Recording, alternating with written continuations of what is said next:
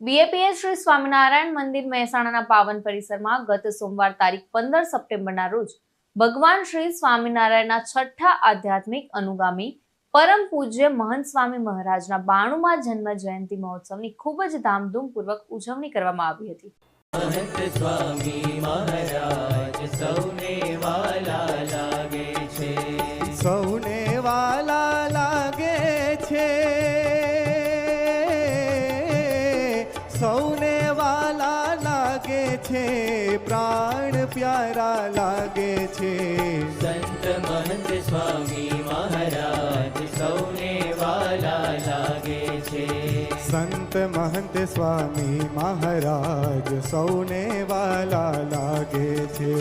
સાધુતાનું શિખર શોભે, દર્શન કાજે દિલડું લોભે. સાધુતાનું શિખર શોભે, દર્શન કાજે દિલડું લોભે. હે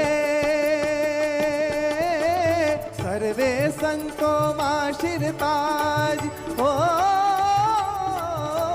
સર્વે સંત. વિદેશથી પધારેલા સંતો તથા હરિભક્તોની ઉમંગભરી ઉપસ્થિતિમાં ભક્તિભાવ અને દિવ્ય પ્રેમથી ઉજવાયેલ આ જન્મ જયંતિ મહોત્સવ ગુરુ પ્રેમ, ગુરુ મહિમા અને ગુરુ ભક્તિનું પાવન પર્વ બની રહ્યું હતું.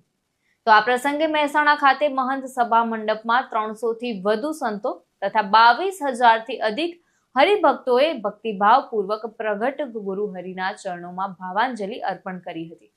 તો મહોત્સવનો સભા કાર્યક્રમ ભક્તિ સંગીત, ભક્તિ નૃત્ય, સંવાદ પ્રસ્તુતિ અને સંત પ્રવચનની હારમાળાથી શોભાવંત બન્યો હતો. ભાવભર્યા ઉલ્લાસ સાથે ઉજવાયેલ આ મહોત્સવમાં પરમ પૂજ્ય મહંત સ્વામી મહારાજના દિવ્ય જીવનના વિવિધ આયામોનું આચમન કરીને ઉપસ્થિત સૌ ભાવિકો, હરિભક્તો, સંતોના હૃદયમાં સ્વામી શ્રીના દર્શન અને મહિમા ચિરંજીવી બની ગયા હતા. તો 92 વર્ષનું જાહેર નિષ્કલંકી જીવન, ગુરુ પ્રધાન જીવન, સેવા ભક્તિમય જીવન, પરિશુદ્ધ જીવન અલૌકિક છે. આ અલૌકિક ઉમંગની પરાકાષ્ઠાને પૂજ્ય આત્મતૃપ્ત સ્વામી તથા પૂજ્ય આદર્શ જીવન સ્વામીએ પરમ પૂજ્ય મહંત સ્વામી મહારાજ સાથે પ્રશ્નોત્તરીમાં પરોવી દીધી હતી. મહોત્સવના અંતિમ ચરણમાં સદગુરુ વર્ય સંતો તથા વરિષ્ઠ સંતોએ હરિભક્તો દ્વારા ખૂબ જ પ્રેમ, મહિમા તથા ભક્તિભાવપૂર્વક બનાવવામાં આવેલ વિવિધ કલાત્મક હાર પ્રગટ ગુરુહરિ મહંત સ્વામી મહારાજને અર્પિત કરવામાં આવ્યા હતા. તો સમૂહ આરતી સમયે આરતીની દીપમાળાથી આખો એ સભા મંડપ ઝળહળી ઉઠ્યો હતો. ખૂબ જ દિવ્યતા અને ભવ્યતાથી ઉજવાયેલ આ મહોત્સવનો લાભ પામીને સૌએ ધન્યતા અનુભવી હતી.